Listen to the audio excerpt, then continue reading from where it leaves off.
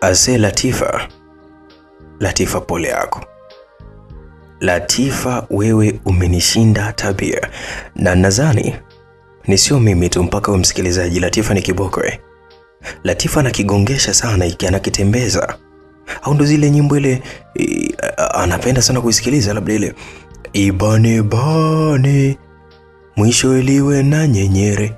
Sasa huyu sijui ndo hataki kuibana bana, lakini sasa mbona kama inapitiliza sana. Ameshampa baba wa mwanaume wake na tena ndo aliotoa usichana wa huyu Latifa. Akatoka hapo akaolewa na huyo mtoto wa baba huyo, akampatia katika ndoa yake akiwa amekwisha kutolewa bikra na babake huyo mwanaume. Akatoka hapo baada ya kuachwa na huyo mwanaume, anahitaji atembee na mdogo mtu. Si unakumbuka mwanaume wake alikuwa anaitwa Salim na huyu mdogo mtu anaitwa nani? Anaitwa Henry. Na kama unakumbuka vizuri, tulipoweza kuishia ni pale ambapo Latifa alikuwa ameingia ndani kweli katika chumba cha Henry na alimkuta akiwa amelala. Hivyo basi taratibu akaanza kumsogelea kwenda kumtazama. Akawa amegundua kwamba amelala kweli, lakini sasa mara akawa ameamka yule Henry, na huko akionekana hayuko sawa kabisa, ni kama vile alikuwa amelewa. Akamuuliza, vipi nani wewe? Kwa sauti ya ulevi sana. Yaani Henry alikuwa amemuuliza nani? Latifa. Akasema ni mimi mpenzi wako. Na hapo ukikumbuka vizuri ni baada ya Latifa kumpatia kilevi fulani hivi katika juisi. Sasa mwanaume akawa amekigonga kweli kweli pasipo hata kujua, na ndipo usingizi mzito kwa umeweza kumpitia. Kwa hiyo aliposema kwamba ni mimi mpenzi wako, anasema alijibu na kisha kuendelea kumsogelea na kumkumbatia. Mara ghafla sauti ya mama Salim, ambaye ni mamake mkwe wa zamani au ni mamake na Henry, alianza kugonga mlango chumbani kwa bibia Latifa. Na tena akiita kwamba Latifa, Latifa. Sasa ubaya zaidi, Latifa anasema kwamba chumbani kwake na chumba cha Henry palikuwa pana ukaribu sana. Hivyo basi hataweza kutoka. Maana anaona kwamba akitoka tu ataonekana. Kwa hiyo binti alichanganyikiwa kweli kweli, ili huyu malaya mwache tu achanganyikiwe. Mwache achanganyikiwe. Nadhani hapa ndipo tulipoweza kuishia katika sehemu ya 3. Na hii ni sehemu ya 4. Mimi naitwa Mr. Nice Simulizi. Cha kufanya ni kusubscribe hii channel, kulike channel yangu, kucomment kwenye channel yangu. Usiwe mnafiki bwana msikilizaji, na usiwe unaogopa kabisa kutoa maua yako ndani ya moyo wako. Ujue hii mioyo hii tunayoumbiwa sisi binadamu, kuna wakati moyo unakataa, unakusuta kwamba wewe nayo wewe, embu usifanye hivyo. Msupport huyu, naye anahitaji support kama watu wengine. Nadhani utakuwa umeelewa. Tuendelee katika hii simulizi, na hii ni sehemu ya 4. Karibu.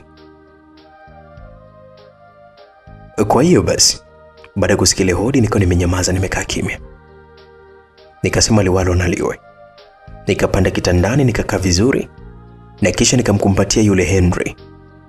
Na mwenyewe kwa sababu tayari alikuwa hajielewi, akaanza kunipapasa, kunipatia ushirikiano. Nikaona afadhali kitakachotokea tu na kitokee.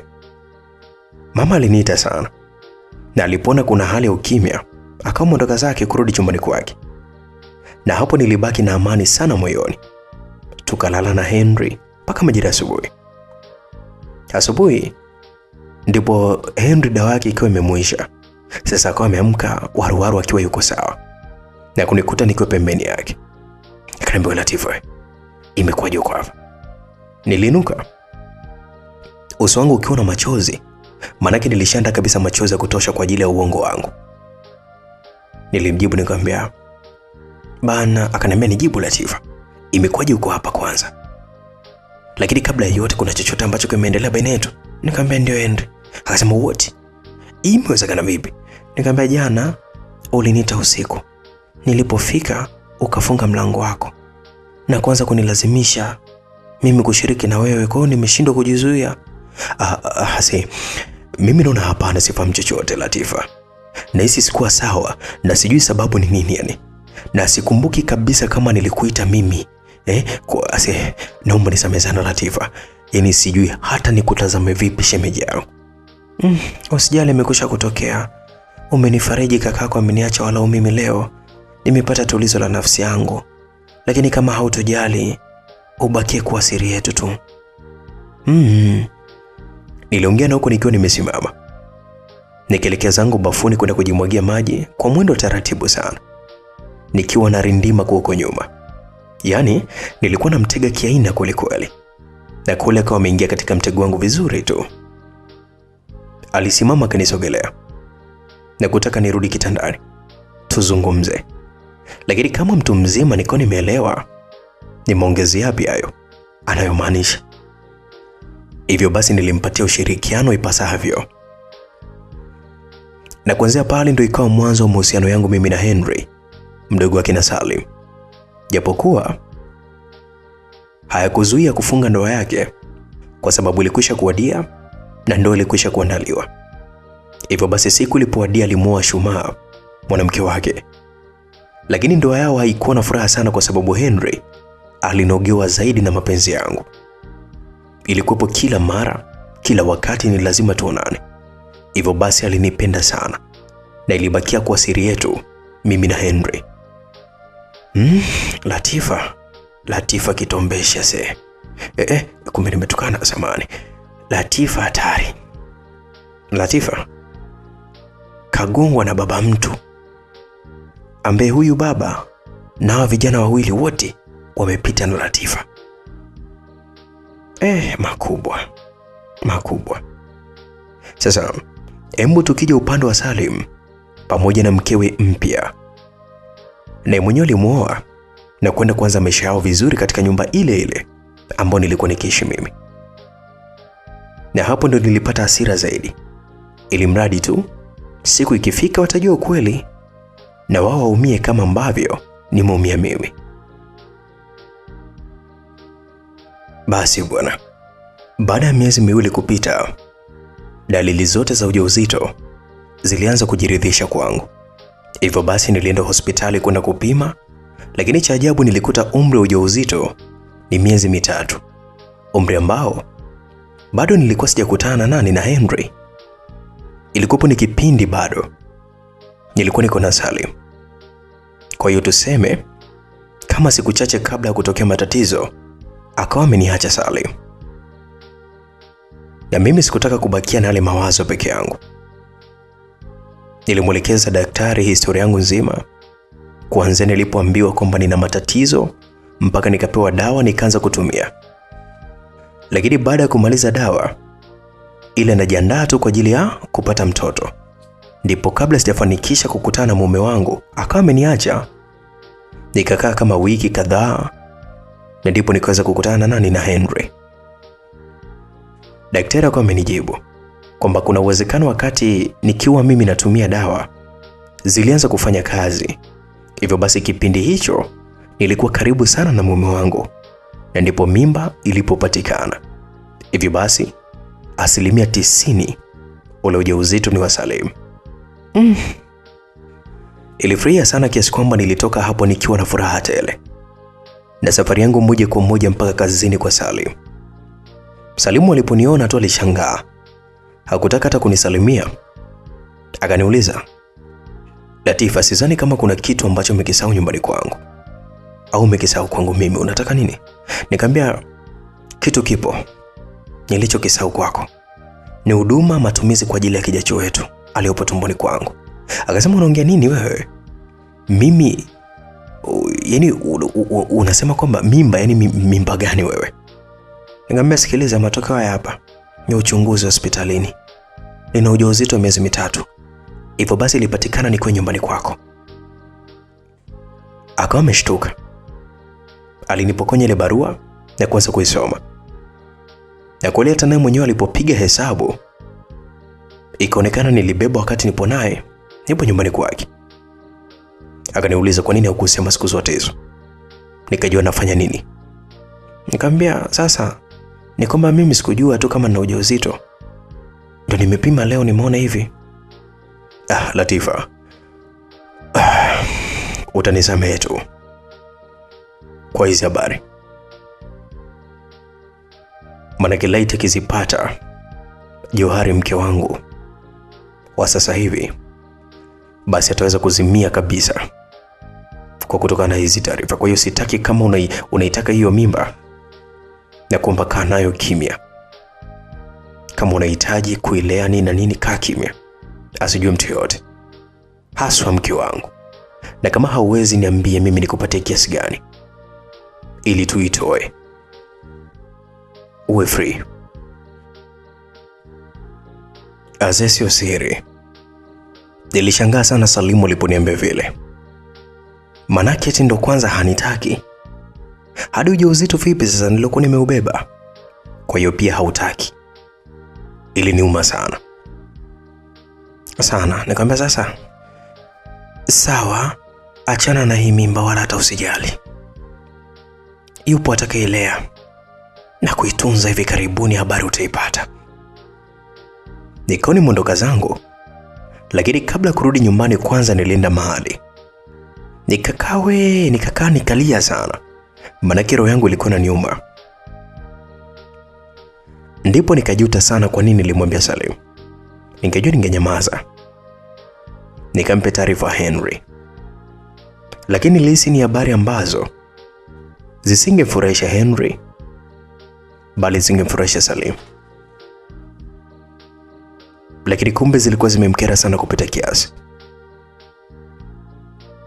Nikamwambia Salim, subiri utaona nitakachokifanya. Sasa natangaza vita, nazidi kuwa mbaya, naenda kumwambia habari hizi Henry, na kisha uone matatizo yatakayotokea. Nilijisemea moyoni, na kisha pale nilishika simu yangu. Nilimtumia SMS Henry kumtaka aje pale nilipokuwepo. Ilikuwa ni sehemu ya baa. Kwa hiyo nilimpatia maelekezo na kumsihi kwamba ni jambo la muhimu sana nataka kumwambia. Kwa hiyo afike mara moja, nilikuwa namhitaji. Na kule baada ya lisali moja Henry akawa amefika pale baa nilipokuwepo. Akaniambia, Latifa, ujue umenishtua sana, kwa nini sasa mpaka sasa hivi umeniita? Ili kuna kitu gani ambacho umenitia?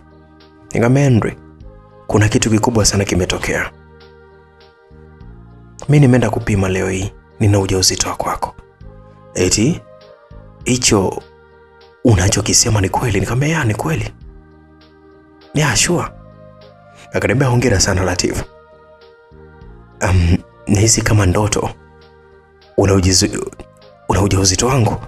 Mbona kama siamini, hongera sana, lakini hakika hizi ni habari njema sana. Nikamwambia, hapana, haina haja ya kufurahia Henry. Anisifurahi kwa sababu gani labda? Nikamwambia, hapana, nataka tutafute jinsi ya kufanya. Siwezi kuwa na mimba ya mume wa mtu. Cha kufanya tuitoe tu. Hapana Latifa, usiseme hivyo.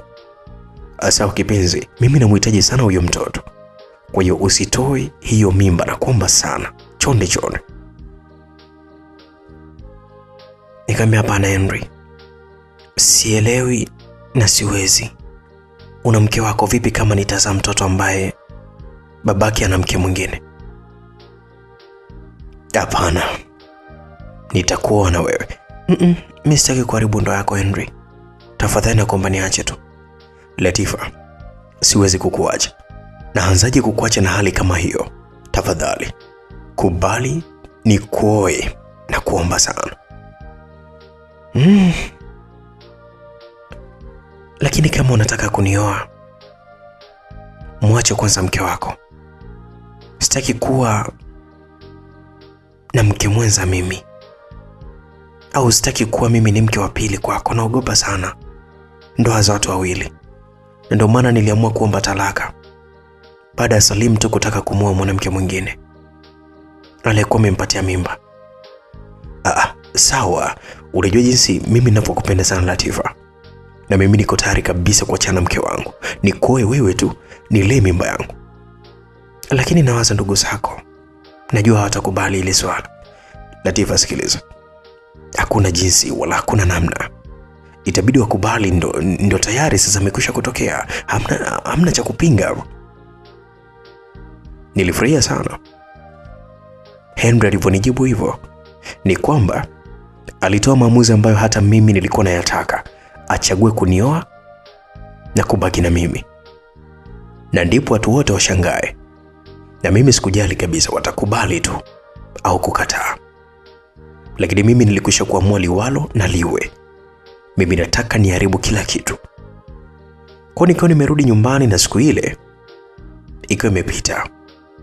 Sasa siku iliyofuata ndipo Henry alikuja nyumbani na kumueleza mamake habari zile ambazo zilimshangaza sana. Huyo Latifa ndo ana ujauzito wako? Latifa huyu shemeji yako au? Mama, kuhusu shemeji au shemeji yangu, vipi kwa sasa? Hayo yana faida kikubwa tu. Ana mimba yangu na mimi nataka kumuoa tu. Nimwache Shuna. Yani alikuwa anajingata huyo. Mama Salimu alisimama na kushika kichwa. Wakati huu mimi nimekaa zangu tu pembeni kama habari sina vile. Nilikuwa najifanya naona aibu.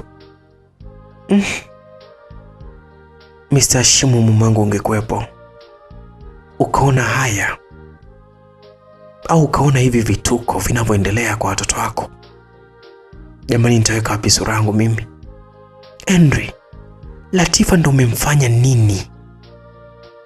Jamani, naye Salimu akija kusikia hizi taarifa, japokuwa mlishaachana au walishaachana, lakini lazima atajisikia vibaya sana. Wanangu, mmenivua nguo. I say. Mama, fanya tu kutusamee bwana, bahati mbaya tu. Mimi peke yangu siwezi kuamua hili jambo. Lazima nikae na wenzangu. Salimu lazima ajue, na baba yenu mdogo nampigia simu aje. Tuamue hili jambo kwa pamoja. Kwa hiyo kesho kuna kikao, tuwe wote. Tutafikia mwafaka tu juu ya ujauzito wa Latifa na wewe Henry. Nadhani wakubwa watakuja. Hakuna litakaloharibika. Maamuzi hayo aliyatoa mamake Salim. Na kisha kwa mingia zake chumbani akionyesha kabisa alikasirika. Na mimi nilikuwa nimeelekea chumbani kwangu. Na huku nikiwa na waza sasa Salimu akisikia habari hizo ataamua vipi? Nilijikuta najutia sana kwa nini nilimwambia Salim kama mimba ni ya kwake. Sasa wakati nipo chumbani kwangu, mara Joyce, msichana wa kazi, akanifuata. Alipokuja akaniambia, "Lo, katika mwanamke mchafu ni wewe, sijapata kuona. Yaani umetembea na shemeji yako na mimba juu. Sikujua kumbe wewe ndio upo hivyo shogangu." Nikamwambia, "Mambo yangu hayakuhusu wewe Joyce. Alafu tambua cheo chako cha hapa ndani. Wewe ni mfanyakazi tu. Hivyo hayo mambo mengine hayakuhusu. Wewe ni vipi?" Nilimjibu kwa hasira zote Joyce. Maanake ni kama alikuja kunidhalilisha tu na kunidhihaki. Basi bwana. Kesho yake ilipofika watu wote waliitwa. Salimu hakujua kilichokuja kutokea au kinachokuja kuzungumziwa. Hivyo basi alikuja na mkewe Henry, kwa sababu alikuwa anajua kila kitu. Yeye alikuja peke yake. Hakuja na mke wake. Na baba yao mdogo, na sijui hata alitokea wapi, naye mwenyewe alikuja. Mama aliwaeleza hali halisi kwamba Henry anahitaji kunioa mimi sababu nina mimba yake. Na watu walishangaa maajabu yale. Haswa Salim alishangaa, manake alielewa mpaka naongea vile ni kwa sababu nimekwisha kutembea na mdogo wake. Alishtuka sana. Akasema, "Mama, subiri kwanza. Nina swali kwako wewe Latifa. Unasema kwamba una mimba ya Henry. Kwani unamjua vizuri mdogo wangu wewe?" Aliniuliza Salim, na huku akiwa na hasira kweli kweli. Na mimi nikamjibu, "Hilo swali usiniulize mimi. Muulize mdogo wako." Nilimjibu kwa dharau sana, na ndipo Salim alipopata hasira. Alinitandika kibao mpaka nilikuwa nimejigonga ukutani. Henry akawa amekasirika sana, naye mwenyewe akawa amesimama. Akasema, "Kaka, umeshajua hali yake. Unampiga kwa nini sasa?" Akasema, "Sikujua kama na hata nawe mwenyewe utafanya ushenzi kama huo." "Henry wewe, na kuomba kaa pembeni, tutazungumza baadaye mimi na wewe. Nataka ni deal na huyu muni mshamba Mpuuzi, aniambie vizuri. Ujauzito ni wa kwangu au wa kwako? Maana jana ameniambia kwamba ni wa kwangu. Iweje leo hii abadilisha maneno? Amekusudia nini? Kusambaratisha hii familia au vipi? Mbona kama anashindwa kumuelewa huyu mtu? Ana shida gani? Ilishtuka, nikaisi aibu mwenyewe. Na ndipo mara ghafla mke wa Salim naye mwenyewe kusikia Salimu anauliza kwamba mimba yake au ya mdogo wake. Naye mwenyewe akawa amepata pressure mara ghafla. Saa ngapi asanguke chini? Basi ikawa tafrani pale, chanzo ni mimi tu. Yaani naiendesha familia ile nzima kwa namna ninavyotaka. Walianza kumpepea pale Johari, mke wa Salim, mpaka akawa sawa. Na ndipo akawa amenisogelea na kutaka kunipiga tena, lakini safari hii nikaona nisiwe mnyonge. Niliukamata mkono wake. Usije kuniambia kuwa mimba yako ni ya mume wangu Salim, nitakuumiza. Nikamwambia, wewe unasemaje? Hebu sikiliza, mumeo ndio anayenifuatafuata mimi, lakini huu ujauzito ni wa Henry. Yaani mwanamke, umekosa aibu wewe. Umeolewa na kaka mtu na kisha ukatembea na mdogo wake. Yaani wewe hauoni aibu? Hebu nisikilize nikwambie, kama wewe ulivyokosa haya kutembea na mume wa mtu mpaka ukabeba na mimba, ndivyo hivyo na mimi nilivyokosa haya. Tulijibishana sana na Johari, yaani kwamba nipe nikupe, na mwishowe Henry akaja pale kunishika mkono na Salim alimshika mkono mkewe. Henry akawaambia ndugu zake, mtake msitake nitamua Latifa, ana mimba yangu. Salimu alichukia sana kusikia vile. Ni mwenyewe akajibu, haumui Latifa, labda niwe sio mimi, na hiyo mimba sio yako, ni ya kwangu. Ikawa kizaazaa pale. Kwa hiyo siku ile ilikuwa ni zaidi ya balaa. Na hiki kitu ndo nilikuwa nakitaka mimi, iwe hivi. Kwa hiyo Henry akawa amenishika mkono, tuko tumeingia ndani mpaka chumbani kwake. Na huko sebuleni tukiwaacha wao wakiendelea kuzozana kufikia mwafaka. Sasa tulipofika chumbani kwetu, Henry akawa ameniambia, Latifa, kwa nini umemwambia Salim kama hii mimba ni ya kwake? Nikamwambia hapana, mimi sijamwambia. Ameona wivu tu kusikia kwamba nina ujauzito wa kwako. Ndio maana, kwa sababu aliniacha akiwa bado ananipenda. Nadhani ndo sababu pia. Latifa, tambua kwa sasa hivi wewe ni wa kwangu. Salimu alikwisha kukuacha, na tena kwa talaka 3. Kwa hiyo naandaa harusi na mwacha mke wangu na kuomba kubali uwe upande wangu. Nikamwambia sawa, mimi niko upande wako tu Henry, na nitazidi kwa upande wako kila siku, nakupenda sana. Nilipomjibu hivyo Henry alinikumbatia na mimi nikajisemea moyoni, nilichokitaka kimekuwa zaidi ya nilivyotaka. Baada ya dakika 10, mama Salimu alikuja chumbani kwa Henry, na ukiangalia hata kufunga mlango. Hivyo basi alipitiliza moja kwa moja, wanangu, mmeamua kunivua nguo mbele ya ndugu zenu, si ndio? Kwa nini? Latifu, umekusudia nini katika familia yangu? Kuwasambaratisha vijana wangu eti? Hawa ndio ngao yangu mimi. Baba yao aliniacha ni mwaka sasa na miezi imepita. Nimebaki na hawa vijana wangu tu, ndio mboni zangu mimi. Kwa nini unafanya hivi Latifa? Kosa langu ni kukubali wewe ukae hapa kwangu kipindi Salimu alipokufukuza. Mbona mwanamke umekuwa mshenzi sana wewe?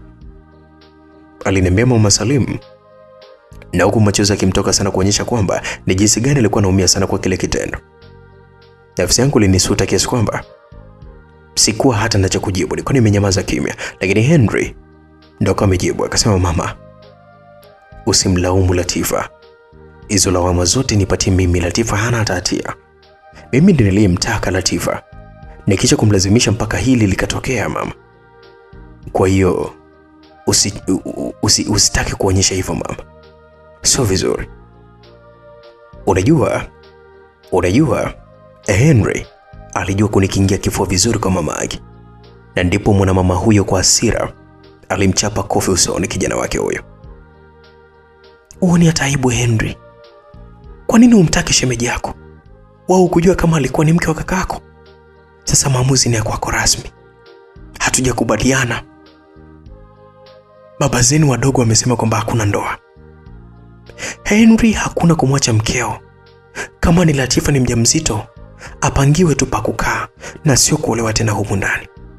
Alafu utafute muda wa kuzungumza na kakako Salim. Amechukia sana. Hapana mama. Kuhusu kumwomba msamaha kaka, simuombe kwa sababu hata naye mwenyewe ameingilia mwanamke. Ameniingilia mimi kwa sababu amemwacha yeye mwenyewe. Lakini sasa hivi ananisumbua. Na nitamuoa hata kama nyinyi msiposhiriki harusi yangu. Na muoa Latifa, sitaki mwanangu akizaliwa aje kuzagazaga tu wazazi wakiwa mbalimbali. Henry. Haya. Bado alizidi kunitetea mpaka machozi yalianza kunitoka. Maana kile kunisuta kwamba nina mimba sio ya Henry, lakini jinsi alivyokuwa amepokea majibu vizuri kabisa. Mpaka yuko radhi kugombana na mama yake kwa sababu yangu mimi. Na hali ya kuwa na mimba sio ya kwake. Nikasema hapana mama. Naomba nisamehe sana, kosa langu mimi limekwisha kutokea.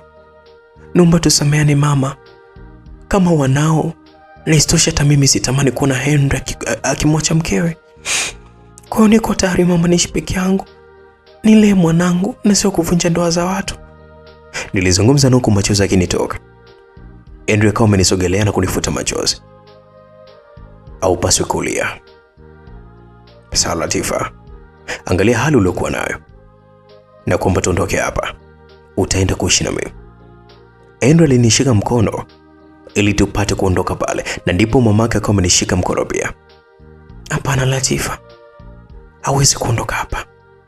Ondoka, nenda katimize taratibu zote na kisha uje umuoe Latifa. Nipo tayari kwa sababu hali aliyokuwa nayo. Na hapo ndipo Henry alipofurahia hata mimi pia kwamba mama imebidi akubali tu mimi niolewe na Henry ili nile ujauzito nikiwa pamoja na Henry. Kwa hiyo akaondoka Henry na kuniacha pale nyumbani. Na kweli habari iliyotolewa kwamba mimi naolewa na Henry, na Henry alimpatia talaka mkewe Shuna. Na kufikia kesho yake asubuhi, kila kitu kilikuwa sawa. Hivyo basi jioni ikawa ndio siku ya mimi kuolewa na Henry. Kwa hiyo nilipanga Salimu asiambiwe kwamba mimi naolewa na Henry, ili asilete vurugu, lakini mimi nilimtumia SMS niena madhumuni nimuumize roho. Akisikia kwamba mimi naolewa na Henry atapata mashaka. Nilimtumia nikimwambia Salim, karibu na kukaribisha leo jioni naolewa mwenzio na Henry. Na ndipo SMS ambayo nilikuwa nimemtumia iliandikwa hivyo, lakini sasa muda ulipita pasipota kujibiwa. Nilishindwa kuelewa. Nikasema alikuwa amekasirika au? Basi muda wa jioni ulipofika, nilikuwa zangu chumbani nikiwa najiandaa kwa ajili ya kwenda kufunga ndoa. Ndipo Jessica, yule msichana wa kazi au Joyce, alinifuata na kuniambia, Latifa, amekuja aliyekuwa mke wa Henry. Amesema anajua kila kitu. Hata kusamehe, atakufanya kitu kibaya sana. Kwa hiyo nakuomba sana. Naogopa sana Latifa. Nilishtuka sana kusikia vile. Ndipo nikavutia picha. Hata ilipotokea mimi siku ambayo Salimu alikuwa ameniacha na kwenda kumuoa mwanamke mwingine aliyekuwa amempata ujauzito. Kwa hiyo nilijawa na hasira sana, mpaka ikafikia haya maamuzi ya kutembea na mdogo wake. Sasa na Shuna nilihisi kwa vyovyote vile atakuwa na maumivu makali sana kama niliyopitiaga mimi, au kama ninavyoyapata mimi. Hivyo basi ni lazima atataka kabisa kufanya kitu. Sasa sijui atanikusudia mimi au Henry. Embu ngoja tuendelee kujua. Sijali kivyovyote Joyce, afanye atakavyotaka. Na mimi nilipitia hayo. Sasa ni muda wa kwangu mimi kufurahia. Niliendelea kujiandaa mpaka nilipomaliza na muda ulikuwa umeenda sana. Hivyo basi ndoa ilifungwa na watu wachache waliokuwepo pale. Lakini tukiwa shughulini, Mara ghafla mama alipokea simu ambayo ilimshtua sana kutoka kwa Salum, kwamba mkewe Johari yupo hospitali tokea vurugu ya jana kuhusiana na ujauzito wangu, kwamba mumeo anahusika. Hivyo basi alipata pressure sana, na ndio maana hata Salim hakujibu SMS yangu.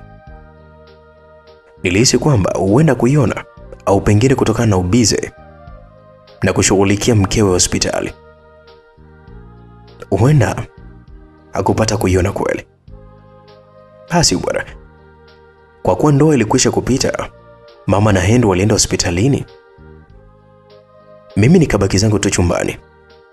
Nikiwa nyumbani, na hiyo ni kuweka vitu vyangu sawa chumbani kwangu kwa ajili ya kufurahia ndoa na mume wangu mtarajiwa, na nilijikuta kabisa nimeridhia. Mimba yangu kumpatia Henry ndiye ile. Nilipenda kabisa iwe hivyo. Basi bwana, kwa siku hiyo kufikia majira ya saa 6 za usiku ndipo mama aliporudi pamoja na Henry. Hivyo basi nilimpokea mume wangu vizuri. Nikamwambia, mume wangu vipi? Za huko mgonjwa anaendeleaje? Imekuwa tatizo Latifa. Salimu hajataka kuongea na mimi hata kidogo. Lakini pia huko nako Johari pressure imempeleka kuharibu kabisa mimba yake. Kwa hiyo analia sana. Anasema chanzo ni wewe kumtaja Salim. Anahusika katika mimba yako na amesema hata kuacha. Ni lazima atapambana na wewe kivyovyote vile. Nilishtuka kusikia vile. Japokuwa ni kweli kwamba mimba Salim, lakini sikumpatia. Yaani kama ulivyodhani msikilizaji, nilikuwa nimepata hii mimba nikiwa bado ni mke wa Salim. Kwa hiyo basi hofu ilinikamata, nikajikuta najuta kumwambia ukweli Salim. Bora ningenyamaza, ingebaki kuwa ya Henry tu matokeo yake. Sasa nikaona jiongezea tu idadi na maadui, na huku Shuna, huku Johari, yaani kila mtu amenipania kweli kweli. Kwa hiyo nilianza kulia mpaka Henry mwenyewe akamshangaa. Ndipo kaniambia, "Embo usilie mwanamke wangu. Kwa nini unalia sasa?" Nikamwambia, "Naogopa. Nimeandamwa mimi. Vipi kama Johari akinidhuru? Mimi ndo chanzo cha yote haya kutokea." "Hapana. Basi hayo yamekwisha kupita. Isitoshe mimi nitakuwa pamoja na wewe. Sawa mke wangu. Kwa hiyo usijali." Henry kama amenikumbatia na kunifanya mimi nipate ujasiri wa kutokuogopa tena katu hawa watu ambao wamenipania vibaya sana. Basi bwana, kesho yake asubuhi nilikuwa zangu jikoni. Nilikuwa na Joyce na tulikuwa tunaandaa chai. Ndipo kuangalia dirishani nilikuwa nimemwona Salimu anakuja akiwa na heka, yaani yuko haraka. Sasa Joyce akawa anaenda kufungua mlango. Mama, Henry, wote tuko tumesogea pale sebuleni kuangalia leo amekuja na jambo gani. Salimu kusalimia mtu. Zaidi akawa amenisogelea mimi na kuniambia, "Umeolewa jana na mdogo wangu, si ndio? Okay sawa, sitaki ugomvi na wewe. Zaidi nataka kujua mstakabali mzima wa huo ujauzito wako kwa sasa hivi. Mtoto ambaye namtegemea ni huyu kutoka katika tumbo lako. Johari mimba yake imeharibika na sasa hivi yupo tu kwao. Ameenda kujiweka sawa kiafya yake. Sio, wanaelewa? Kwa hiyo nataka kujua mustakabali mzima." Lakini kabla hata sijajibu chochote, mara ghafla Henry akawa amenisogeza nyuma, na kisha yeye akawa amekaa mbele na kuzungumza na Salim ambaye ni kaka yake. Akamuuliza, "Bado tu unayo hayo mambo eti? Latifa ni mke wangu na hii mimba ni ya kwangu, na wala wewe haikuhusu. Yaani inakuwaje tena?" Akasema, "Sawa, mimi nakubali hii. Baada ya kufanya kitu kimoja tu mzee. Twendeni hospitali tukajue hiyo mimba yake ni ya muda gani, alafu tumalize utata. Mimi niko tayari." Wazo lile hadi mama akawa miliafiki. "Ndio Salimu mwanangu. Yaani hapa Salimu umeongea kitu cha maana kweli. Twendeni hospitali, maana Latifa haeleweki kabisa. Nataka kuona wanangu wanakuwa na amani na sio mbalimbali kihivyo. Latifa, twende hospitali ukapimwe hiyo mimba ni ya muda gani, na hapo ndipo ukweli utajulikana." Ukweli nilikuwa naujua mimi. ndio huo ambao utaenda kujulikana pia huko hospitali. Hivyo basi ikabidi mimi niseme ukweli. Nikasema hapana mama, kiukweli hii mimba ni ya. Lakini kabla sijataja, mara tulisikia mlango ukifunguliwa wa pale sebuleni. Alikuwa anaingia, alikuwa ni Shuna ambaye ni mwanamke wa Henry. Wewe Latifa wewe, muhuni mkubwa wewe. Nimekutafuta vya kutosha na kwambiaje, umesababisha mume wangu amenipatia talaka hivi. Unajikuta nani wewe? Uliyekuwa sahibu mpaka unatembea na shemeji yako, hakika wewe ni mwanamke mchafu sana. Shuna alifika kwa hasira na kupita kiasi. Akawa ananitukana na kunitolea maneno machafu. Alionyesha kabisa amechanganyikiwa sasa na hasira zake. Amekuja kunimalizia mimi. Henry ilibidi amsogelee. Alimtoa nje mwanamke yule. Na ndipo nilizidi kuchanganyikiwa, nikawa nimeamua kwenda zangu chumbani. Na sijui wenyewe walibaki wanazungumza nini, lakini mimi nilikuwa nimejifungia zangu chumbani. Nimefunga kitasa kwa funguo. Maana nilishaona mambo yanaenda kuwa magumu hasa upande wangu. Vitisho ambavyo Shuna alikuwa ananitishia mimi mpaka nilikuwa nimejawa na uoga kupita kiasi. Nikasema sasa huko tunapoelekea ni kubaya zaidi. Basi bwana msikilizaji, zilipita siku 2-3 ndipo Salimu alikuja tena pale nyumbani. Na safari hii alikuja muda ambao Henry na mama yake wote walikuwa hawapo. Hivyo basi nilibaki mimi na Joyce. Akawa ametukuta. Akaniambia, Latifa, kwa nini umebadilika? Umekuwa na tabia mbaya sana. Kwa nini haya yote yanatokea? Nataka jibu moja tu. Na baada ya hii sitokani kusumbua tena. Ndio maana nimekuja muda huu nikitegemea nitakuta watu hawapo. Kwa hiyo nataka uniambie hiyo mimba ni ya nani? Nilinyamaza kimya kwa muda. Na iliniwia wakati mgumu sana katika kulijibu ile swali. Lakini baadaye nikamjibu. Nikamwambia, mimba ni ya kwako Salim? Akasema, una uhakika? Nikamwambia ndio, ni ya kwako. Latifa, namhitaji sana huyo mtoto na kuomba rudi kwangu. Nikamwambia, nawezaje Salimu, unaanzaje kurudi kwako? Unaweza kwa sababu tayari umekwisha kuolewa. Hivyo basi rudi kwangu. Lakini vipi kuhusu mkeo Johari? Hamjaachana? Na hicho kitu ndio inabidi ukumbuke kabisa, yule bado ni mke wako. Ndio hatujaachana, lakini mimi nitatafuta namna ya hili jambo au namna hii hatma. Hatma hii imepangwa mimi niwe na wewe tu. Kwa hiyo nahitaji kuweka mambo sawa na kisha tutoroke tukaishi mbali na hapa. Tuanzishe familia yetu ya amani na upendo. Mimi bado nakuhitaji, lakini pia namhitaji sana huyo mtoto tumboni. Sawa, mimi nimekubali. Lini sasa tutaweza kutoroka hapa na tutenda wapi? Hata usijali. Hayo yote tutawasiliana. Ila jiandae nafanya yote haya kwa sababu ya mwanangu. Okay? Sawa. Nilijikuta nimefurahia sana mpaka niko nimesahau yote aliyokuwa amenifanyia huko nyuma. Nilimsamehe, nikamunga mkono kutoroka naye mwenyewe. Ikawa imebaki siri tu kati yangu mimi na Salim, sababu hata wakati nazungumza naye hakuna aliyesikia. Wiki 2 zilimtosha Salim kuweka kila kitu sawa. Na kisha kwa nilipata taarifa kwamba usiku wa siku hiyo ndio tunatakiwa kuondoka hapo nyumbani. Hivyo basi nijiandae nisibebe kitu chochote zaidi ya mimi mwenyewe. Hivyo basi nililala na kusubiria usiku nipate kuamka na kuweza kutoroka. Usiku ulipofika niliamka. Muda huo Henry akiwa amelala fofofo. Nikatoroka pasina kupitia dirishani, bali nilipanda ukutani sababu nilikwisha kuweka mazingira sawa ya ngazi.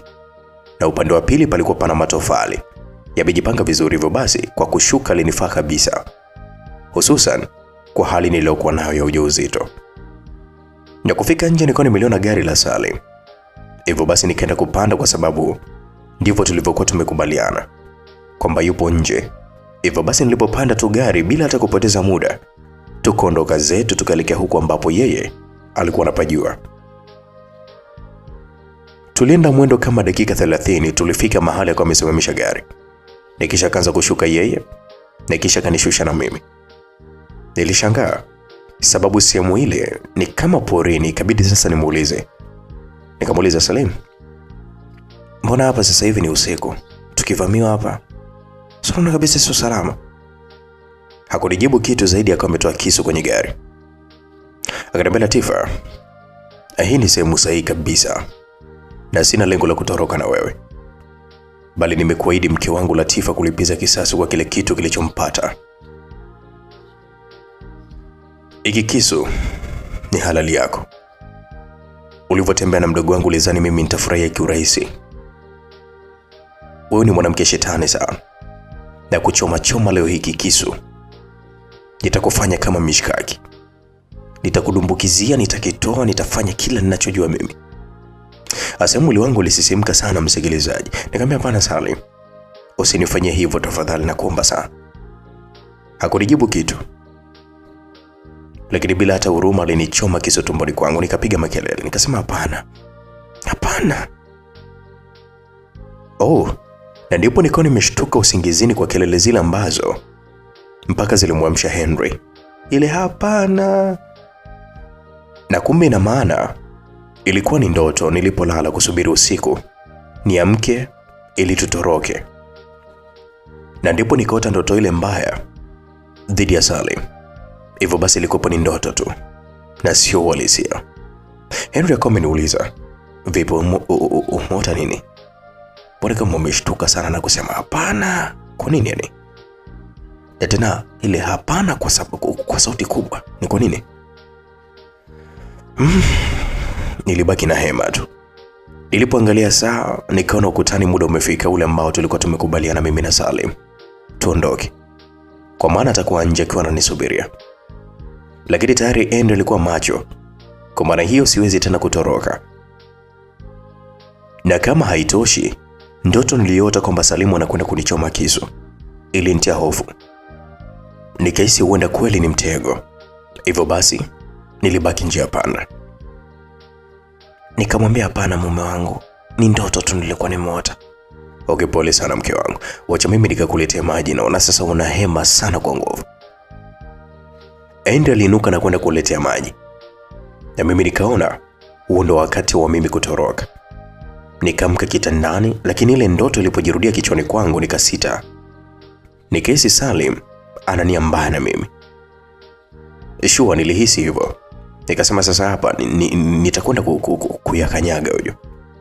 Kwa hiyo niliumiza kichwa, lakini mwisho wa siku wazo la kubakia pale ndilo ambalo lilikuwa limezunguka sana kichwani kwangu. Nikaamua kubakia pale, lakini haikuwa ishara nzuri sana katika ile ndoto. Andrew akawa ameniletea maji nikanywa. Na kisha tukalala zetu vizuri. Akanikumbatia kabisa. Na huku nikijua kwamba Salim atakuwa nje akinisubiria mpaka basi.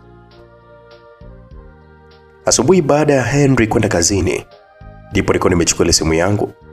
Nikakuta simu za kutosha kutoka kwa Salim. Lakini pia SMS kibao. Lakini SMS ya mwisho aliniambia kwamba unajifanya mjanja sana Latifa, si ndio? Unajifanya ni mtoto wa mjini. Sasa tutaoneshana nani ni zaidi. Kaa kwa kujiangalia sana. Lakini nitakachokuja kukufanyia hautakuja kuamini. SMS ile ilinishtua sana. Na ndipo nilikuwa nimeunganisha na ile ndoto nilikuwa nimeiota, nikaona sasa mbona kama zinaendana. Maana yake kuanzia hapo Salim naye mwenyewe ni adui yangu, sio siri. Kwa hiyo niliweka simu chini. Na taratibu nikaketi kitandani, na sikujua maisha yangu ataenda kwenda, yani yatakuwaje kwaje ikiwa kila mtu sasa hivi ni adui yao. Kila mtu adui kwangu. Basi bwana, nilikuja kushtushwa na Joyce ambaye alikuwa akigonga mlango wa chumbani. Na ndipo nikaenda kwenda kufungua. Nikamwambia Joyce za asubuhi. Akaniambia salama Tifa, karibu supu. Leo Henry amesema nikuandalie supu mama kijacho wake. Nikamwambia sawa asante, lakini usingehangaika kufanya yote haya. Akasema hapana. Lazima nimsikilize kaka Henry anachokisema. Nikamwambia sawa basi mimi nakuja. Basi kweli niko nimeingia bafuni.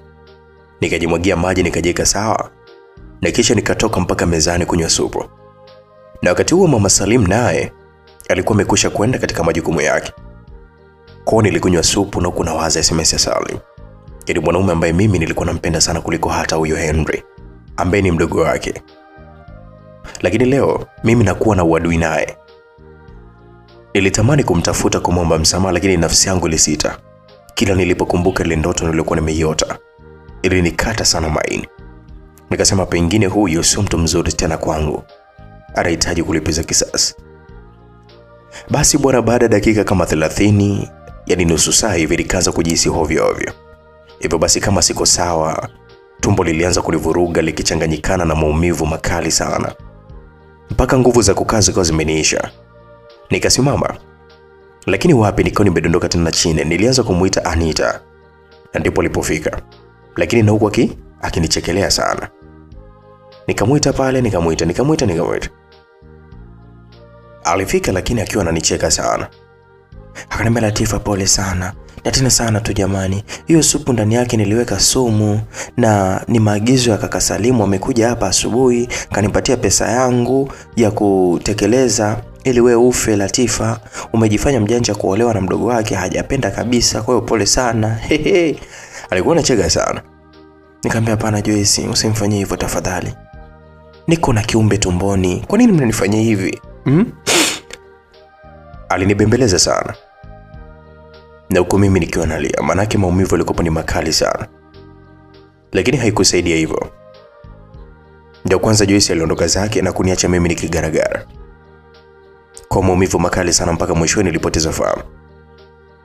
Sikumbuki ni masaa mangapi yalipita, lakini nilikuja kurejesha fahamu zangu na kujikuta nipo hospitali. Na pembeni yangu yupo Mama Salim. Nilishangaa sana niko nimemuita. Akasema, mama mwambie kiumbe changu tumboni. Akaniambia, pole sana mwanangu kwa maumivu uliyopata, lakini upo salama wewe na mtoto. Nikasema, mama, kwa nini sasa mwanao amenifanyia hivi? Mimi nimemkosea nini jamani? Amemwagiza Joyce anipatie sumu na sijui kosa langu nini. Pole sana mwanangu. Huwezi amini, huyo Joyce mwenyewe hata mimi nimerudi nyumbani sijamkuta. Kwa maana hiyo amefanya uhalifu wake na kisha akawa amekimbia. Ameondoka. Na ndio maana Salimu hawezi kabisa kukufanyia hivi. Yuko wapi huyo Henry? Henry alikuwepo, lakini sasa amepigiwa simu ya ghafla sana, ameondoka. Kwa hiyo usiongee sana, bado hauko sawa mwanangu, pumzika tu. Mama Salimu alitaka nipumzike, lakini hata sikuweza. Bado akili yangu ilikuwa inafikiria mambo mengi sana, ikiwafikiria Salim pamoja na Joyce kwa kile kitendo alichokuwa amenipangia mimi kuniangamiza. Kwa hiyo kufikia usiku ndipo Henry alikuja usiku na kuja kuniona akiwa ameniletea nguo za kubadilisha. Akiniletea na simu yangu na vitu vidogo vidogo, na kumkuta Mama Salimu yupo na mimi. Akawa ameulizia hali yangu, akajibiwa kwamba si jambo, naendelea vizuri. Mwanangu Henry, Latifa anasema alimfanyia hayo mambo ni Joyce. Alikuwa ametumwa na Salim. Kwa nini sasa afanye hivi mama? Aliyakuwa anajua kabisa kwamba Latifa ni mjamzito. Alikusudia nini mama? Sasa mama, sikiliza, mimi nachoona kumfanyia mwanao hata kuja kuamini. Lakini kuna tatizo kubwa sana zaidi ambalo utakuja kulisikia. Tatizo gani sasa? Sikiliza mama, Shuna amefungua kesi polisi, na kilichompeleka ni tuhuma za kumtelekeza akiwa ni mjamzito. Hivyo basi inasemekana kwamba sijaachana naye, natakiwa kwenda kumrudia. Mbona? Nilishangaa kusikia hivyo. Ndipo Mama Salimu kwa haraka kama amemjibu. Akasema, ndio Shuna bado ni mkeo, na tena ni kama ni mjamzito. Asi nimefurahia sana. Kwa hiyo wewe umeamwaje? Mama, mimi siwezi kumwacha teseke na ujauzito wangu. Nitamrudia tu. Nilizidi kushangaa nikiwa pale katika kitanda cha hospitali kwa maamuzi ya yule Henry. Nilikumbuka na vitisho ambavyo Shuna aliwahi kabisa kuniambia kwamba hakubali kabisa, atafanya kila kitu. Sasa niliwaza, sijui hicho kitu chenye ndo hiki kweli, ana mimba ama la. Kwa hiyo usiku ule wote msikilizaji waliondoka, wakawa wameniacha mimi pale hospitali nikiwa peke yangu. Nikaona fika kwamba Henry sio akili yake, lazima kuna namna Shuna amefanya. Basi bwana, asubuhi na mapema daktari alipita wodini kuja kunikagua, na ndipo akawa ameniambia kwamba leo utaruhusiwa kurudi nyumbani. Hivyo basi ndugu zako akija tu utawaambia uko sawa. Nikamwambia sawa. Nilikubali tu. Lakini baada ya daktari kuondoka na mimi niko nimeinuka, nikabadilisha mavazi, nikavaa nguo zangu, na kila kitu changu niko nimeondoka. Kwa jinsi sasa picha nilivyokuwa nimeiona, nikaona hakuna tena wakuwa wa upande wangu. Niliona kama watu wangu wote panapoelekea ni kuwa maadui tu, na tena maadui zangu wakubwa. Kwa hiyo kama kwa sumu nimepona, basi siwezi kujua atanipangia kitu gani tena. Muda nilikuwa na pesa zangu nyingi tu benki, hivyo basi nilituma kwenye simu yangu polepole. Kwa siku ile nikaenda zangu hotelini hadi simu nilikuwa nimeizima, maana sikutaka kabisa wanitafute. Siku ya 3 kutokea pale, nilikuwa nimefanya mpango fulani hivi nende mbali, na niliamua kwenda zangu Zanzibar. Nikaanzisha maisha yangu ya kumlea mtoto wangu tumboni. Maana sasa pale nilishapona kabisa maadui wanazidi kuwa wengi. Na istoshe Henry anahitaji kumrudisha mke wake. Sasa ilibidi mimi niwe mpole tu. Japokuwa sikuwa na ndugu huko Zanzibar niendako, lakini niliona afadhali tu kuliko atakukaa pale nilipokuwa nimezungukwa na maadui wengi sana. Kwa hiyo nilibahatika kusafiri. Nilifika Zanzibar nikiwa mgeni, sina hata ndugu wa kusingiziwa. Lakini nashukuru Mungu nilikutana na watu wastaarabu sana. Kwa hiyo tokea nikiwa katika boti nilionana na mwanamama mmoja aliyejitambulisha kama ni Mama Zuu. Kwa hiyo tukawa tunapiga story 2-3. Nikamueleza hali halisi, hali yangu mimi kwamba ni mgeni huko Zanzibar niendapo. Hivyo basi aliniahidi kwamba atanisaidia kama mwanamke mwenzie. Tulifika nyumbani kwake. Na cha kushukuru, alikuwa na nyumba kubwa sana. Alikuwa akikaa na familia yake. Hivyo basi nilikaa kwake kwa miezi 2 walau, nikaanza kuwa mwenyeji wa pale Zanzibar. Lakini wakati nataka sasa kwenda kupanga, kujitegemea mwenyewe, na kumbe tayari alikuwa ameshajua kwamba hali yangu mimi ni mjamzito. Hivyo basi Mama Zuu alitaka nisiondoke pale nyumbani, kwa sababu nilipomwambia kwamba sina ndugu, alihofia sana hali yangu. Akaniambia, Latifa mdogo wangu, nadhani haujui hali ya ujauzito ilivyokuwa. Kadri siku zinavyozidi kwenda utachoka. Kwa hiyo hapo lazima upate mtu wa kukusaidia. Mimi ni mkubwa kwako, naelewa mambo mengi. Mbona tumeishi hapa hakuna tabaya lolote, na mume wangu wala anataiana. Kwa hiyo kaa hapa tu. Ukishajifungua vizuri, ukikaa sawa, basi wewe utajua cha kufanya. Aliniambia hivyo Mama Zuu. Na kiukweli nilishindwa kukataa, nikawa nimekubali. Hivyo basi nikawa naishi tu pale. Na kwa sababu pesa nilikuwa nazo, nikawa nikiwapiga tafu tu ya vitu mbalimbali. Kwa hiyo nilikata kabisa mawasiliano na huko nyumbani, na simu nilizima na sikuwahi kuiwasha tena. Na ndipo nikajikuta naishi kwa amani zaidi. Utadhani kwamba niko kwa ndugu zangu. Nilijihisi raha sana. Miezi ilisogea na hatimaye, msikilizaji, nilibahatika kujifungua mtoto wangu wa kike, mtoto mzuri sana. Kama ninavyokuambia mimi mama yake, yani ni mzuri kweli kweli. Kwa hiyo Mama Zuu alinisaidia pale. Daima sitochoka kabisa kumpatia shukrani. Sitochoka. Alisimama kama dada kwangu, kama mama kwangu. Yani kila kitu kuhakikisha kwamba mimi nakaa sawa baada ya kujifungua. Basi bwana, baada ya miaka 2 mwanangu alikwisha kuwa mkubwa kabisa, si haba. Na ndipo nilipoondoka zangu nyumbani kwa Mama Zuu, na tena kwa kulazimisha. Alitamani nikae tu, maana sasa tulitokea kupendana na kuwa kama ndugu. Nilipanga nyumba nzuri kubwa, nikatafuta msaidizi wa kazi, nikaanza maisha yangu. Japokuwa Mama Zuu ndo alikuwa kama dada yangu mimi. Kwa hiyo kila mara nilikuwa sikauki nyumbani kwake, wala yeye hakauki nyumbani kwangu. Pesa nilizokuwa nazo nilikuwa nimebakia nazo. Nilifungua duka. Nilipokuwa nimefungua duka langu la nguo pamoja na viatu, nikawa najitafutia riziki zangu mwenyewe. Kwa hiyo kwa muda ambao nimeishi Zanzibar tokea nifike, lakini pia nilijifunza kitu. Sikuwa Latifa yule ambaye nilikuwa nimetokea bara. Yani nilikuwa nimetokea Dar es Salaam.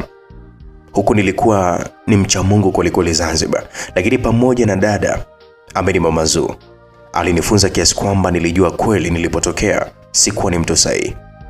Ila maisha ambayo nilikuwa naishi sasa hivi ndio maisha sahihi kweli. Basi bwana, nakumbuka siku hiyo ilikuwa ni majira ya jioni. Nikawa nalifunga duka langu kurudi nyumbani, japokuwa hapakuwa mbali sana, ni mtaa nyuma tu. Mara alifika shemeji yangu ambaye ni mume wa Mama Zuu. Huyu baba alikuwa anaitwa Baba Zuu. Akaniambia, "Shem, Tifa, habari?" Nikamwambia, "Salama tu shemeji, karibu." Akaniambia, "Asante sana. Naona unafunga." Unafunga unataka kuondoka sasa?" Nikamwambia, "Ndio Shem. Narudi nyumbani kumwai mwanangu Faima. Maana dada yake mwenyewe kanipigia simu kwamba anasumbua leo kula." kwa hiyo anahitaji mimi nikirudi ndio ataweza kula. Oh, sawa, lakini nilikuwa na mazungumzo kidogo tu na wewe kama hautojali. Nikamwambia sawa shemeji, twende basi nyumbani tukaongele. Hapana, nimeongeze tu binafsi, labda tutulie hapa. Hapana shemeji, basi nitakuja nyumbani kesho. Hapana bwana, Mama Zuu hapaswi kujua. Fanya hivi, namba namba zako za simu. Sawa. Basi kwa sababu nilikuwa niko zangu haraka kumwahi mwanangu, niko nimempatia namba zangu za simu. Na kisha huyo niko nimeondoka zangu. Sikumwazia mabaya mbaba wa watu kabisa.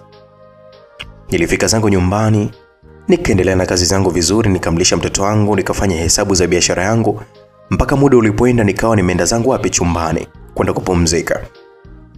Lakini muda huo nikiwa kitandani, niko nimepigiwa simu.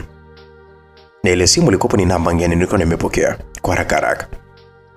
Maana nilizani huenda ni watu wangu wa biashara, yani wateja. Nikasema halo, nikasikia halo Shem Latifa. Na ile sauti ilikuwa ni sauti ya Baba Zuu. Nilimshangaa.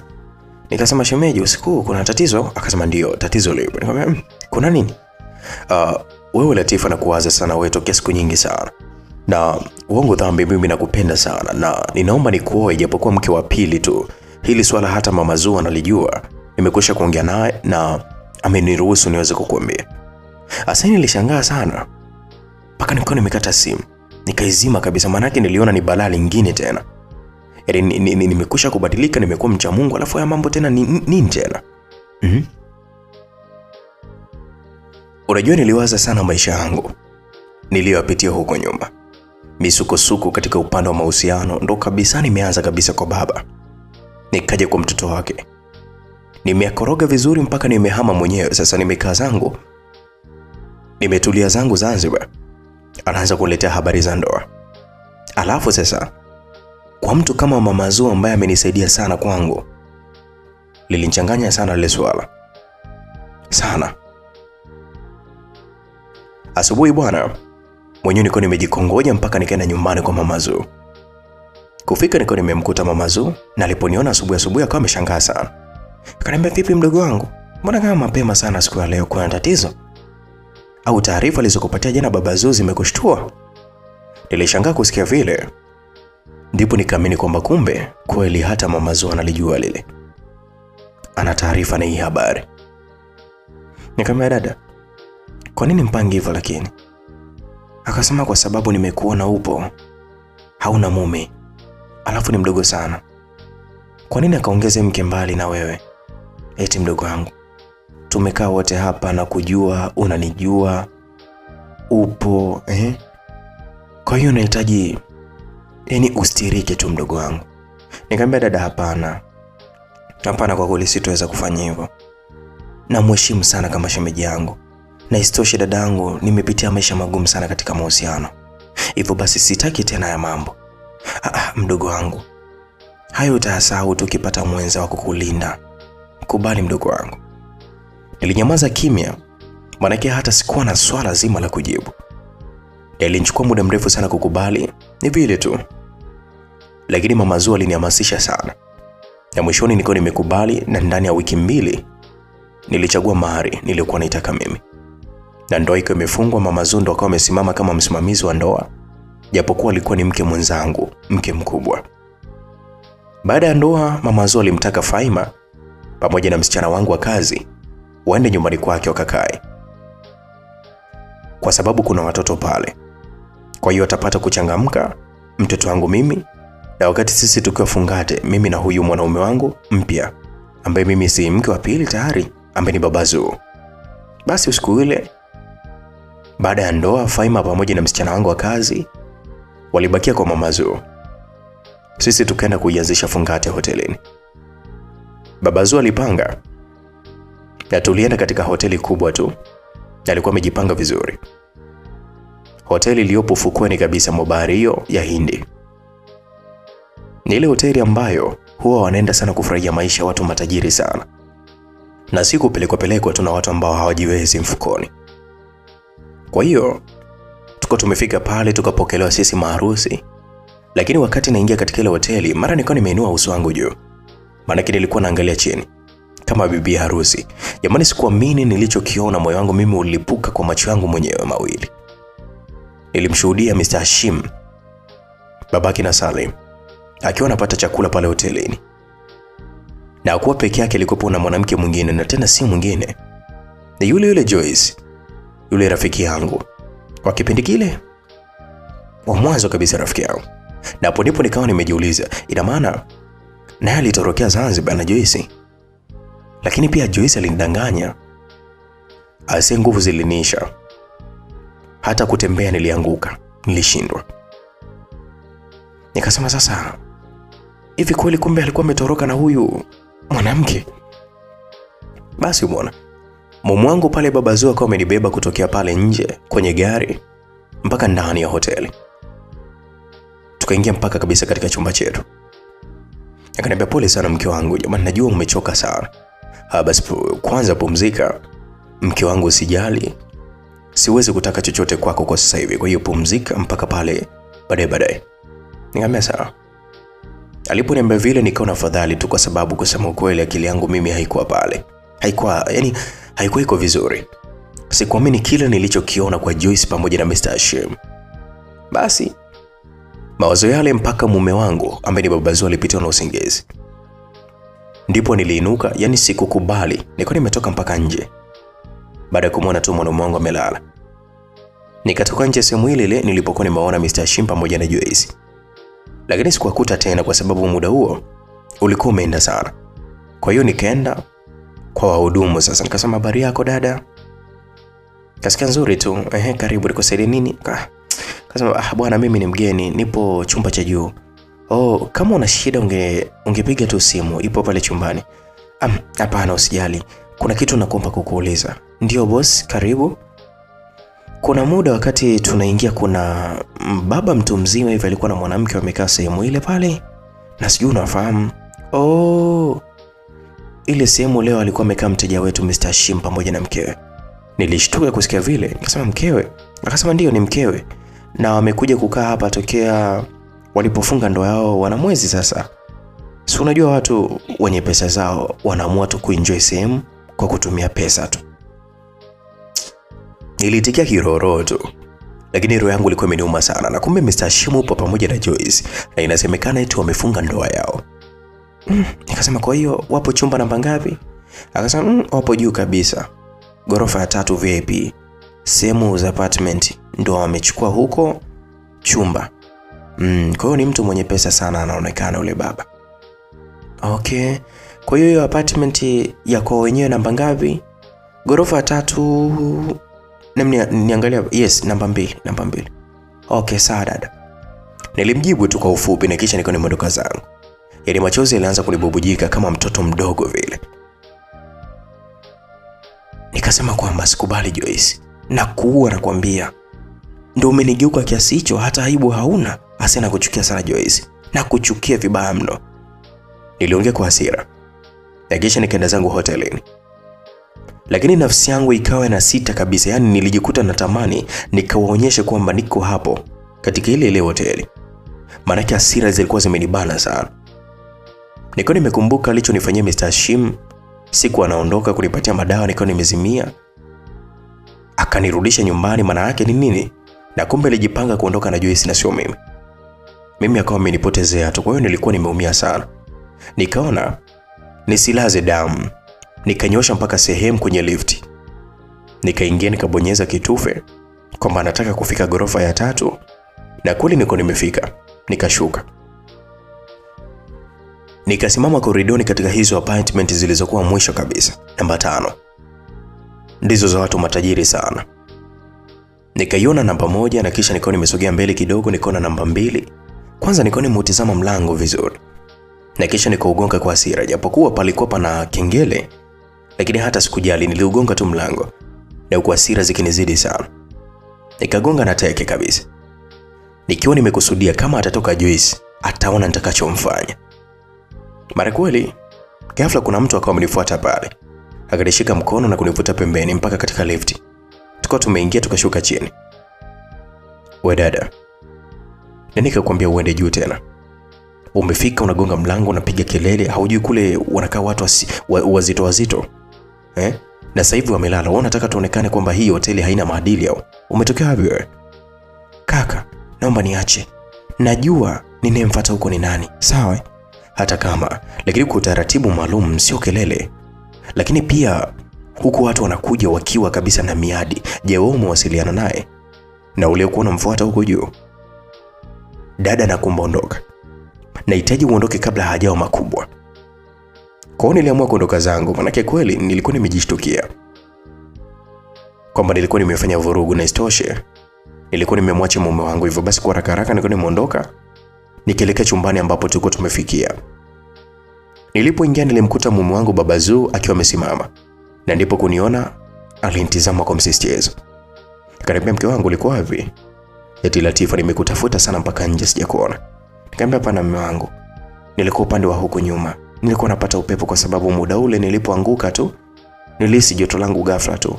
Hivyo basi sikutaka kukusumbua mume wangu, nilikuacha upumzike. Oh, pole, lakini ungeniamsha tu. Kwa hiyo sasa hivi unajisikiaje? Kichwa bado kinaniuma. Pole sana basi. Pumzika mke wangu na usijali. Nadhani ni mshike tu kuingia katika ndoa. Kwa hiyo hata usijali, utazoea tu na utakuwa sawa. Nikasema sawa. Nilipanda zangu kitandani, niko nimejilaza. Japokuwa sikuwa hata na lepe la usingizi. Akili yangu ilikuwa na mwaza tu Mr. Hashim pamoja na Joyce. Walichonifanyia cha kunisaliti ni kitu gani? Basi kesho yake majira asubuhi tulitoka mimi na mume wangu kwenda kupata chai eneo la nje kabisa. Na ndipo wakati tunaendelea kabisa kunywa chai, mara alikuja mezani kijana ambaye yule wa jana usiku alikuwa amenitoa kule gorofani, katika gorofa ya 3, wakati nilikuwa nagonga mlango kwa nguvu. Alipokuja pale akasema, habarini za asubuhi. Oh, salama, karibu, alijibu mume wangu Baba Zuu. Mimi wakati huo nilikuwa kimya tu, manake nilikwisha kujua hapo ni kesi. Lakini kabla hajaongea nikao nimemwai. Niambie kuhusu nilichokuomba, tayari niende kuchukua au? Nilizuga tu kwa yule kijana, na nashukuru alipata kunielewa vizuri. Akamniitikia, akasema ndio. Na kisha niko nimemkonyeza kumpatia ishara kwamba aondoke, mimi nakuja nyuma. Na kule akawa amenielewa pia. Aliondoka, nikamwambia Baba Zuu, nikamwambia mume wangu, nilimwomba dawa ya choo, lakini pia bafuni kwetu walikuwa wamesahau kuweka. Kwa hiyo huyu ni mhudumu, naona kashawaambia wenzake, sasa wanataka funguo ya mlangoni kwetu wakaweke. Kwa hiyo acha mimi nipeleke kwanza alafu nakuja. Akasema sawa, lakini sasa unakunywa chai, kwa nini wakusumbue? Kwa nini usimalize kwanza chai alafu ndipo upate kabisa muda wa kwenda huko? Nikamwambia usijali, mimi nakuja. Kwa hiyo kwa haraka niko nimeondoka, nikaenda upande wa nyuma alipokuwa kijana yule. Wewe dada, umeleta kesi. Jana chumba ulichogonga wenyewe wamesema kwamba wamefanywa vurugu. Hivyo basi lawama umenipatia mimi, nilikuwa na linda zamu yangu. Dada, na mimi natetea ugali wangu dada. Nikamwambia kwamba kuna binti ndio ligonga hapa mlango. Kwa hiyo salama yangu mimi ya kazi nimeamua nikutafute wewe nikupate. Imekuwa bahati sana, maana sikujua hata kama upo katika hii hotel. Kwa hiyo twende hapa. Wao uliowagongia mlango wanataka kukuona. Ulikuwa una shida gani? Nilishtuka, kwa maana naenda kukutana uso kwa uso na Mr. Hashim pamoja na Joyce. Lakini nilikuwa tayari, nilikuwa nimemwambia sawa, unipeleke tu alipokuwa. Basi kijana yule pasipo hata kupoteza muda kwa amenishika mkono na kwenda sehemu waliokuepo. Kufika niliwakuta kweli wakilalamikia uongozi. Yaani tumefanywa vurugu. Kwa nini mmeruhusu mtu aingie mpaka huko juu? Tunataka kumjua huyo mtu ni nani. Hapana bwana, sio vizuri. Hii sio haki. Vurugu. Ndipo pale nilikuwa nimejibu. Nikasema ni mimi. Watu wote walinigeukia na kunitazama. Joyce aligeuka na kuniangalia, ambaye nilikuwa rafiki yake wa zamani, lakini pia Mr. Hashim ambaye alikuwa ni bwana wangu kabla mtoto wake Salim kunioa. Wote waligeuka na watu wengine wote viongozi pale waliniangalia mimi.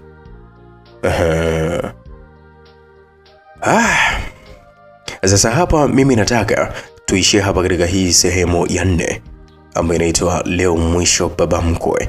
Mimi nakuitwa Mr. Nice Simulizi, niko hapa kukutaarifu tu kwamba mimi nakupenda sana kuliko hata unavyofikiria mshabiki wangu. Kwa hiyo cha kufanya ni nini? Ni wewe tu kuendelea kunisupport na kunishika mkono. Lakini kubwa zaidi support yangu mimi kutoka kwako ni wewe tu kuniombea uzima kila kukicha.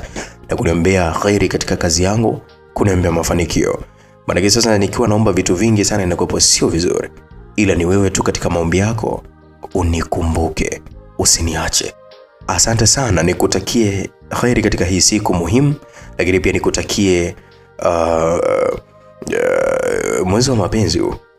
Nikutakie wewe na mchumba wako katika safari yenu ya mwezi huu wa mapenzi, Valentine. Wale ambao wanatanguliza mapenzi mbele. Kwa hiyo ni mwezi wenu bwana huu.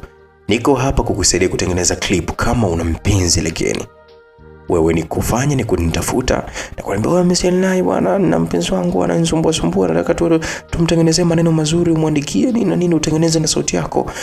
Sio mpenzi wangu nini. Wewe niambie tu. Lakini pia kwa wale wa happy birthday, baby umezaliwa leo, sio nini, wewe nitafute, mimi nitafanya kazi kupitia namba ya 0788861519. Lakini kama unaona nimetaja haraka kwenye cover la simulizi, yani katika picha hiyo ya simulizi hapo juu kuna namba yangu ya simu. Kwa hiyo ni ya WhatsApp.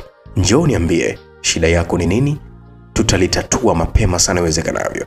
Kama kweli unanikubali ni lazima uje. Oya we, bye bye, tukutane sehemu ya 5.